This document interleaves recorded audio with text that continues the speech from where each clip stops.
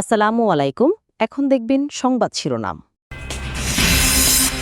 গণতান্ত্রিক শক্তি ঐক্যবদ্ধ না থাকলে গুপ্ত স্বৈরাচার উত্থানের শঙ্কা তারেক রহমানের। কুমিল্লা সম্মেলনে জানালেন ঐক্য, জনগণ এবং দেশ গঠনই আগামীর প্রতিপাদ্য।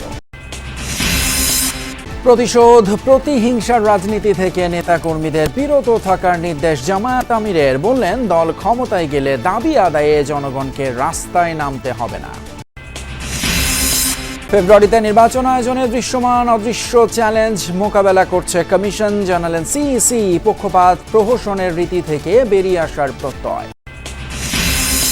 খাগড়াছড়িতে ১৪৪ ধারা উপেক্ষা করেই পাহাড়ি বাঙালি সংঘর্ষ, ধাওয়া পাল্টা ধাওয়া, পরিস্থিতি নিয়ন্ত্রণে মাঠে নেমেছে সেনা, পুলিশ, বিজিবি। জাতিসংঘে সংস্কারের কথা তুলে ধরে দলগুলোর জবাবদিহিতা নিশ্চিতের চেষ্টা করেছেন ডক্টর ইউনূস। মত বিশ্লেষকদের, নির্বাচনী বার্তায় মিলেছে সবার আস্থা বহালের আভাস। দুর্গাকে মর্তে স্বাগত জানাতে সনাতন ধর্মাবলম্বীদের প্রস্তুতি। মহাষষ্ঠীর মধ্য দিয়ে কাল শুরু দুর্গোৎসবের মূল আনুষ্ঠানিকতা। আসসালামু আলাইকুম। এতক্ষণ দেখছিলেন সংবাদ শিরোনাম, এখন দেখবেন বিস্তারিত। সকল গণতান্ত্রিক শক্তি ঐক্যবদ্ধ না থাকলে দেশে আবারও গুপ্ত স্বৈরাচারের আবির্ভাব ঘটতে পারে, এমন আশঙ্কা প্রকাশ করেছেন বিএনপির ভারপ্রাপ্ত চেয়ারম্যান তারেক রহমান। তিনি বলেন, জনগণ যেভাবে চায় বিএনপি সেভাবেই পরিচালিত হবে। কুমিল্লা দক্ষিণ জেলা বিএনপির কাউন্সিলে দলের স্থায়ী কমিটির সদস্য সালাউদ্দিন আহমদ বলেন, রাজনীতি দিয়ে যারা ইসলামকে বিভক্ত করতে চায় তাদেরকে ব্যালটের মাধ্যমে জবাব দেবে বিএনপি। আরফিন শাকিলের প্রতিবেদনে বিস্তারিত। দীর্ঘ ১৬ বছর পর কুমিল্লা দক্ষিণ জেলা বিএনপির কাউন্সিল সভাপতি ও সাধারণ সম্পাদক পদে ভোট না হওয়ায় নেতাকর্মীদের মাঝে উৎসব আর আগ্রহ ছিল অনেকটাই ম্লান।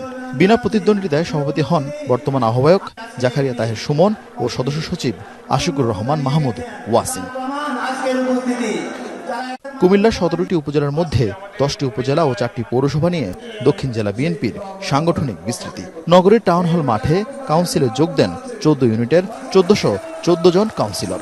দীর্ঘ 1.5 দশক ধরে কেন্দ্র ঘোষিত ধারাবাহিক কমিটি দিয়ে দল পরিচালিত হলেও এবার সীমিত পরিসরে নেতা নির্বাচনের সুযোগ পেয়ে উচ্ছ্বসিত তৃণমূল।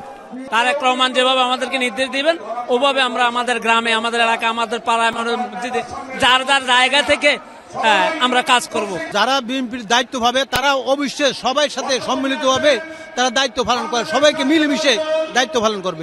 যদি আমরা ঐক্যবদ্ধ না হই প্রিয় ভাই বোনেরা, তাহলে বলা যায় না, হয়তো আগামী দিনে গুপ্ত স্বৈরাচারের আবির্ভাব হতে পারে দেশে।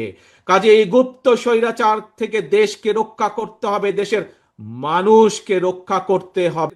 তারেক রহমান বলেন, দেশ থেকে ডাকাত বিতাড়িত হয়েছে, রাষ্ট্র বিনির্মাণে এখন শুধু সম্মেলন করে নয়, ছোট ছোট টিম করে বাড়ি বাড়ি যেতে হবে, জানতে হবে মানুষ কি চায়। আমাদেরকে জনগণের কাছে যেতে হবে। আমি বারবার আপনাদেরকে বলেছি, জনগণই হচ্ছে বিএনপির সকল রাজনৈতিক ক্ষমতার উৎস।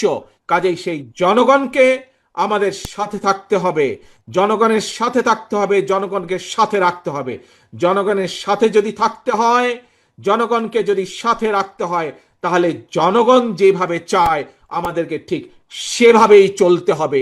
আইন হাতে তুলে নেয়া, মামলা, বাণিজ্য এবং প্রতিশোধের রাজনীতি থেকে বিরত থাকতে নেতাকর্মীদের নির্দেশ দিয়েছেন জামায়াত ইসলামের আমির ডক্টর শফিকুর রহমান। শনিবার সন্ধ্যায় রাজধানীর ইব্রাহিমপুরে এক মত বিনিময় সভায় এই নির্দেশ দেন তিনি।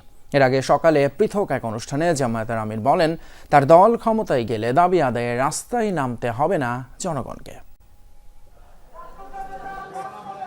রাজধানীর ইব্রাহিমপুরে জামায়াতে ইসলামীর কাফরুল দক্ষিণ থানার আয়োজনে বিশিষ্ট ব্যক্তিদের সাথে মতবিনিময় সভা। অনুষ্ঠানের প্রধান অতিথি সংগঠনটির আমির ডাক্তার শফিকুর রহমান।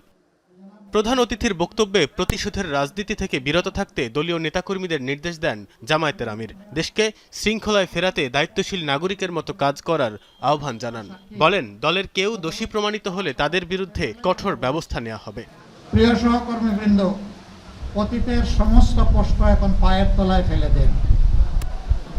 কেউ কারো উপর কোনো প্রতিশোধ নেবেন না। ধৈর্য ধরুন, আল্লাহর শুকরিয়া আদায় করুন এবং দেশকে শৃঙ্খলায় ফিরাই আনতে একজন দায়িত্বশীল নাগরিক হিসাবে দায়িত্ব পালন করুন। কেউ আমরা আইন হাতে তুলে নেব না। আবার কারণ আমি মিথ্যা মামলাও দেব না, যে মৌসুম পেয়েছি এখন ইচ্ছা মতো মিথ্যা মামলা শত শত দিয়ে এখন মামলা বাণিজ্য করে কিছু কামাই করে নেই, না এ কাজও আমরা করবো না, এটাও হারাম। এর আগে সকালে কাকরাইলে ফোরাম অব ডিপ্লোমা ইঞ্জিনিয়ার্স বাংলাদেশের বার্ষিক কাউন্সিলে যোগ দেন জামায়াতের আমির। বলেন তার দল ক্ষমতায় গেলে দাবি আদায়ে জনগণকে রাস্তায় নামতে হবে না। আমরা আপনাদেরকে কথা দিচ্ছি, ইনশাআল্লাহ আল্লাহ তাআলা যদি এই দেশের খেদমত করার সুযোগ আমাদেরকে দেন, তাহলে 1 মিনিটের জন্য আপনার কর্মস্থল ছেড়ে রাস্তায় আসতে হবে না দাবি আদায়ের জন্য।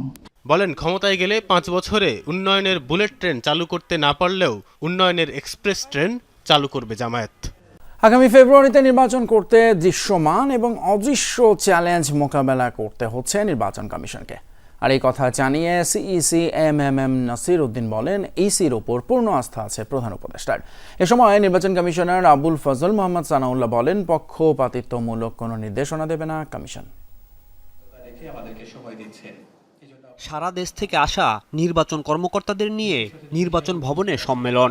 জাতীয় নির্বাচনে রিটার্নিং ও সহকারী রিটার্নিং অফিসার হিসাবে নির্বাচন কমিশনে কর্মকর্তাদের নিয়োগের দাবি জানানো হয় সম্মেলনে। আমাদের সর্বোচ্চটুকু দিয়ে চেষ্টা করব একটি অবাধ, সুষ্ঠু, নিরপেক্ষ নির্বাচন অনুষ্ঠানে। কমিশনাররা জানান, সততার সঙ্গে কাজ করলে নির্বাচন কর্মকর্তাদের দাবি পূরণ হবে। বিগত সময়ে নির্বাচন কর্মকর্তারা সঠিক দায়িত্ব পালন করেনি, অনেকে অতি উৎসাহী ছিলেন। এবার এমনটা হবে না বলেও জানান কমিশনাররা। বিগত দিনে যেটা হয়েছে আমরা দেখেছি যে আপনারা আপনাদের দায়িত্ব পালন করতে পারেননি, অনেকটা এরকম হৈমন্তী শুক্লার গানের মতো, আমার করার কিছুই ছিল না, শুধু চেয়ে চেয়ে দেখলাম। কিন্তু এইবার হবে উল্টোটা, মানে চেয়ে চেয়ে দেখার আর সময় আপনাদের থাকবে না, আপনারা খালি করতেই থাকবেন। এই নির্বাচন কমিশন কখনোই আপনাদেরকে পক্ষপাতিত্বমূলক দুষ্ট কোনো নির্বাচনের কোনো ইনস্ট্রাকশন দিবে না। 41 বছরের ইতিহাসে প্রথমবারের মতো এশিয়া কাপের ফাইনালে মুখোমুখি হচ্ছে 2 চির প্রতিদ্বন্দ্বী ভারত ও পাকিস্তান। রোববার দুবাই ইন্টারন্যাশনাল ক্রিকেট স্টেডিয়ামে রাত 8:30টায় মাঠে গড়াবে খেলা। রাজনৈতিক অস্থিরতার কারণে এবারের আসরে ভিন্ন অভিজ্ঞতা হয়েছে দুই দেশের। রাজনৈতিক অস্থিরতায় সম্পর্কটা ক্রমেই যেন তেতো হয়ে যাচ্ছে ভারত ও পাকিস্তানের। সম্প্রতি সেই টানাপোড়েনের ছায়া পড়েছে মাঠে। পেহেলগামে সন্ত্রাসী হামলার প্রভাব দেখা দিয়েছে এশিয়া কাপে। ভারত অধিনায়কের হাত না মেলানো কিংবা খেলা শেষে ড্রেসিং রুম বন্ধ করে দেওয়া ছিল আলোচনার শীর্ষে। তবে পাকিস্তানও যে নীরবে বিষয়গুলো হজম করেছিল তা কিন্তু নয়। বাউন্ডারি লাইনে হারিস রফের প্লেন ক্র্যাশ এবং সাহিবজাদা ফারহানের AK-47 উদযাপনে উত্তপ্ত হয় খেলার মাঠ। যদিও এই কর্মকাণ্ডগুলোকে জবাব হিসেবে মানতে নারাজ তারা। মাঠে অঙ্গভঙ্গি যাই হোক না কেন, খেলায় অবশ্য চির প্রতিদ্বন্দ্বীদের চেয়ে বেশ এগিয়ে ভারত। সবশেষ 4 টি-20তেই পাকিস্তানকে হারিয়েছে তারা। 1984 সাল থেকে যাত্রা শুরু হওয়া এশিয়া কাপের ওয়ানডে ও টি-20 ফরম্যাট মিলিয়ে 17তম আসরে প্রথমবারের মতো মুখোমুখি হতে যাচ্ছে চির প্রতিদ্বন্দ্বী দেশ দুটি।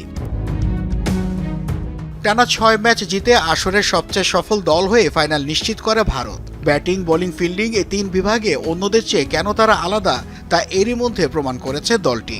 200-র উপর স্ট্রাইক রেটে অভিষেক শর্মা 309 রান কিংবা কুলদীপ যাদবের 6 ইকোনমিতে 13 উইকেট যে কোনো দলের জন্য হতে পারে ভাবনার কারণ। অন্যদিকে পাকিস্তান মানেই যেন অনিশ্চয়তা ভরা একটি দল। এক মুহূর্তে হতাশ করার পরই যেন জন্ম দেয় নতুন কোনো বিস্ময়ের। বাংলাদেশের বিপক্ষে নিশ্চিত হারের মুখ থেকে ফিরে আসাই যেন সেই কথাটি মনে করিয়ে দেয়। মাঠ হোক কিংবা মাঠের বাইরে, ভারত পাকিস্তান মানেই উত্তেজনার পারদ থাকে তুঙ্গে। সেখানে এশিয়া কাপের মঞ্চে 41 বছরের ইতিহাসে প্রথমবারের মতো ফাইনালের মঞ্চে এমন দুই দলের লড়াই মরুর বুকে সূর্যের খরতাপের মাত্রাকেও ছাড়িয়ে যাবার অপেক্ষায়।